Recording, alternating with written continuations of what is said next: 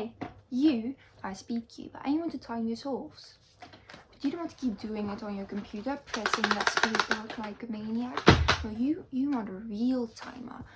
You want to prepare yourself for the real deal. Competitions. By the way, I'm coming for the national record. Look how fast I am. So you go on the internet and you look up timers, but you see hundreds of options and so many different prices. What are the differences? And you just don't know what to choose and you feel overwhelmed. Don't panic, I am here to help you. At the end of this video, you should be able to make an educated decision on what timer you want based on your budget and the functionalities you want in a timer. So let's get started. The official timer. You want a timer that is used in official events by the World Cubing Association. So you want the SpeedStacks timer. Right now they're using the 5th version, and this timer comes around 40 euros. It's more expensive. I don't know what makes it this expensive. I guess maybe because it's official, maybe the quality of the materials used is a bit higher. Anyway, this is the official timer. So if you care about that, get this one. So, okay, right, you want this timer, you go look in your wallet and... Oh, you notice you kind of don't have any money. Oh well, you ask your mother. But your mother doesn't want to pay 40 euros for something your phone can do. So you have to get something cheaper. The budget timer.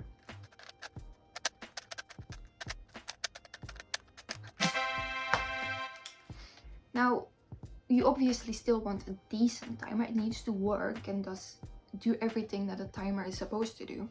Well, lucky for you, any cubing brand will do. Get a Moji timer, a YG timer, a Kiji timer, it doesn't matter. Just get any you like. Usually they're around 10 to 20 euros, often in sale, depending on where you buy. Right now, the Kiji timer is what, 12 euros, for example. They're all fine, they're all good, just pick the one you like most. Well, maybe money isn't really a problem for you and you want a Bluetooth timer. Why Bluetooth, you ask? Well, maybe you're one of these people with a smart cube.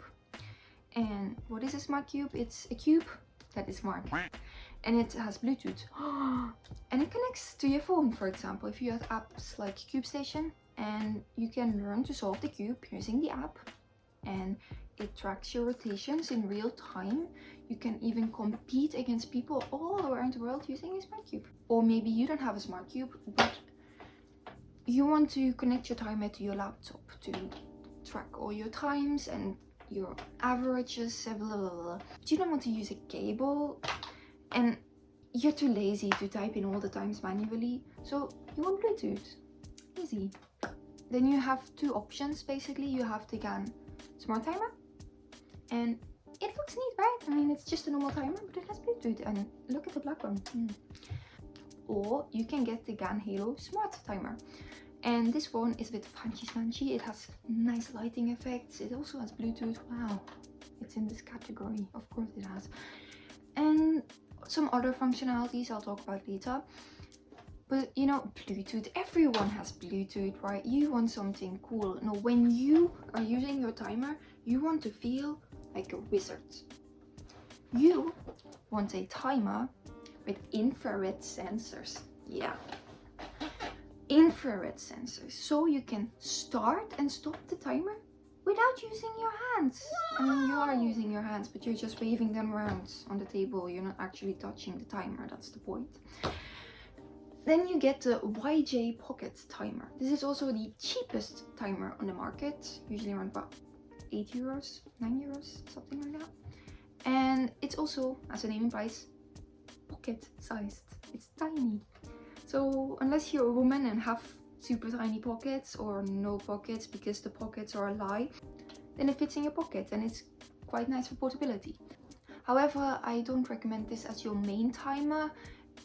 It's a good timer, it works well, it does everything it needs to do, but it is infrared, and accidental starts and stops of the timer do happen especially if you're clumsy and you're waving your hands around too much. And for portability, well, most people have a phone, right? So it's really nice to have I want it, you want it, but you don't need it.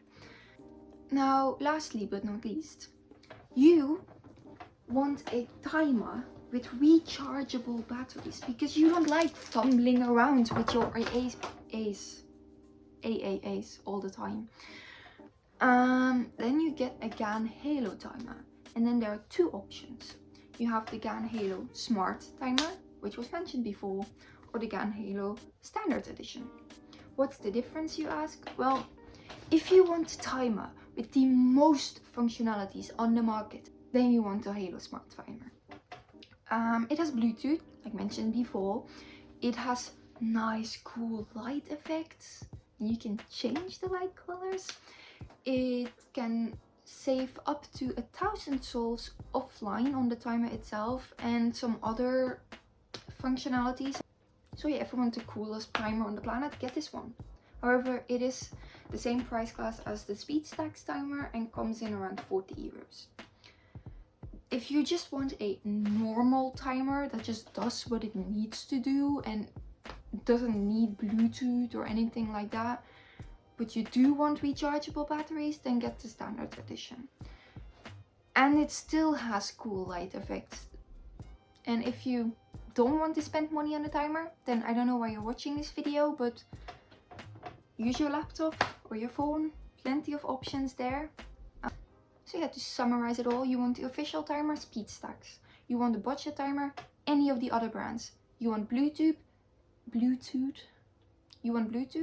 GAN Smart Timer or GAN Halo Smart Timer. You want rechargeable batteries, GAN Halo Timer. You want super cool infrared sensors, YJ Pocket Timer. You want free timer, phone or laptop. So thank you for watching. I hope you enjoyed it and learned something new. And hopefully you can now make a decision on what timer you want or not, and keep doubting forever until you end up in the grave and have a sad, hollow life. Bye!